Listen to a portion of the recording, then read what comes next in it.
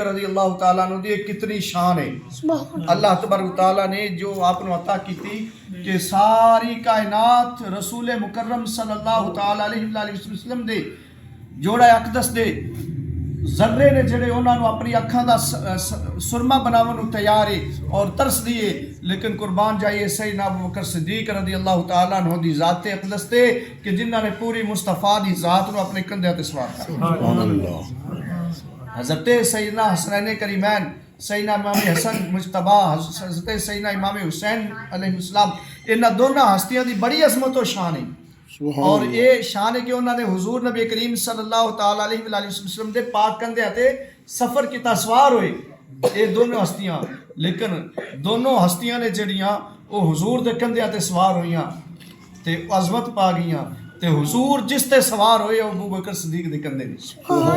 بس یہ حضور دیاں نوازشاں نے، کسے نو اپنے کندھے تے بٹھا کے نواز دین، کسے نو ان دے کندھے تے سوار ہو کے نواز دین۔ اور پھر اگے اللہ اکبر حضرت سیدنا ابوبکر صدیق رضی اللہ تعالیٰ عنہ نے اپنی فطرت نیچر ہے جڑی، اپنی طبیعت ہے جڑی، اس نو بھی عشق مصطفیٰ دے تابع کر چھڑیا۔ ذرا اندازہ لگاؤ نا کہ انسان بیٹھا ہے اور بیٹھے ہویا ایک مصروف ہے کسی معاملے دے اندر، کوئی گل بات دے اندر یا کسی کام دے اندر مصروف ہے، لیکن اچانک کوئی چیز چب جائے تو ایک باری پورا وجود ہل جائے گا، پورا وجود ہل جائے گا کہ چیز چبھی ہے، تکلیف ہوئی ہے، اس تکلیف دے نال پورا وجود ہلے گا۔ لیکن قربان جائیے سیدنا ابوبکر صدیق رضی اللہ تعالیٰ عنہ دی عظمت و شان تو کہ انہوں نے جس وقت غار سور دے اندر اپنی ایڑی رکھی سی اور اس ایڑی تے سپ ڈنگ تے ڈنگ مار رہے ہیں، لیکن حضرت ابوبکر صدیق رضی اللہ تعالیٰ عنہ دی اکھاں تو آنسو تے آئے اور جس زبان دے نال رونا، گلے دے وچوں آواز کرنا ایک پاسے رہ گیا۔ حضرت ابوبکر صدیق رضی اللہ تعالیٰ عنہ نے اپنے وجود نو بھی نہیں ہلایا، حرکت نہیں دیتی کہ وہ نہ ہوئے کہ میرا وجود ہلے تے مصطفیٰ دے آرام دے اندر خلل آ جائے۔ اور صرف یہ نہیں بلکہ صرف اپنی طبیعت تابع نہیں کیتی، بلکہ اپنی اولاد دی بھی تربیت ایویں سی کہ انہاں دی جڑی اپنا اولاد دی تربیت بھی اس طرح سی کہ انہاں نے بھی اولاد دی نیچر اور فطرت ہے جڑی، طبیعت ہے جڑی، وہ بھی عشق مصطفیٰ دے تابع ہو چکی۔ سبحان اللہ۔ معروف ہے کہ معاملہ مشہور واقعہ ہے کہ حضرت ابوبکر صدیق رضی اللہ تعالیٰ عنہ آپ نے جس وقت کے ام المومنین سیدہ طیبہ طاہرہ عائشہ صدیقہ سلام اللہ تعالیٰ علیہ ام المومنین،